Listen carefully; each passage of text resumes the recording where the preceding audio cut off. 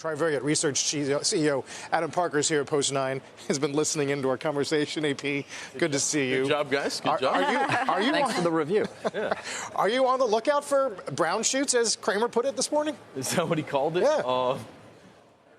Look, I think the U.S. consumer, kind of going at Sarah's point, we take in about 20 variables and look at it. We think it's in pretty good shape, absolute terms, but slowly eroding. And I think if I gave any of you that project for this afternoon, that's what your conclusion is going to be when you put it all in there. The reason it's held in, you nailed it. It's the wages and jobs environment is still pretty good. And when you kind of add up the income statement, when you look at the income statement for the consumer, that's your revenue analog, like how many people are working and how much money they're making. So I think that's why it's holding in. But I think it is the key, one of the two or three key things to monitor if we do get a slowdown is a continued erosion of the consumer.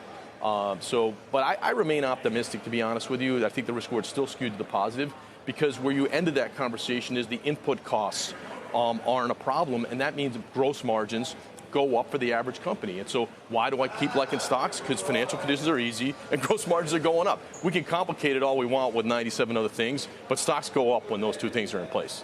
Has your earnings for the year changed? It hasn't. Faber likes to ask that question too. He's a big. I think it's a great earnings monitor. Earnings monitor. I am. I'm a monitor of many things. He's the earnings monitor police over there. But no, but I think the key to that argument would be, wages are moderating, productivity's going up, material costs on average are not a headwind. Certainly, I guess hot chocolate and stuff are going to be a problem. But if you look year over year and how the companies build and plan, you're not really seeing anybody talk about that. And while pricing has not been as strong, I still think you can find some low-end consumer companies. I was surprised Conagra, I wouldn't say they sell front of the supermarket stuff.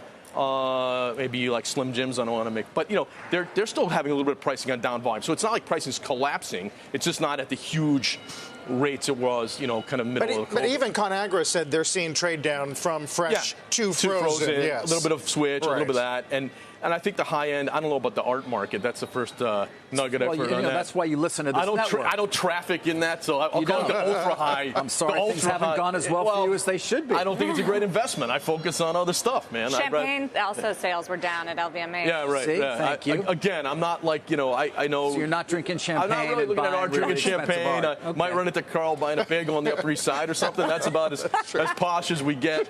Okay, but I think the stock market goes up when margins do it. So I think you got to monitor these issues on pricing and inputs. But I think right now risk reward still.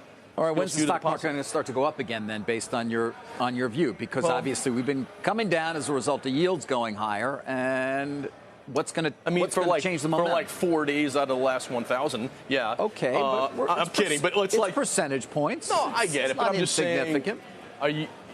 What I think is that it's a moving target. You guys know, everyone says, oh, well, if the 10-year gets above 2.5, the stock market's annihilated. And then it became 3, and then 3.5, and then 4, and now it's 5. Oh, my God. So the question is, do you believe earnings can grow? Do you think margins can go up? It's all financial conditions. So if you get worried, there's some auctions coming from the Fed, and the 10-year backs up, and we get a little spook on the viability of the U.S. financial system, then yeah, multiples are going to go lower for 2 or 3 weeks. But I think it's healthy the Fed isn't cutting rates. I never understood how there were 7 cuts in there because we kept saying, well, if there's 7 cuts, we're going to get a collapse, not a modest erosion. So you don't want 7 cuts. What you want is the dream they're going to be accommodative someday. Hey, right now we think we're doing pretty good. We told you for 10 years we were going to go below 2%, and we finally get there, and now we're going to be above 2% for 5, 6, 7 years, but we'll get to 2.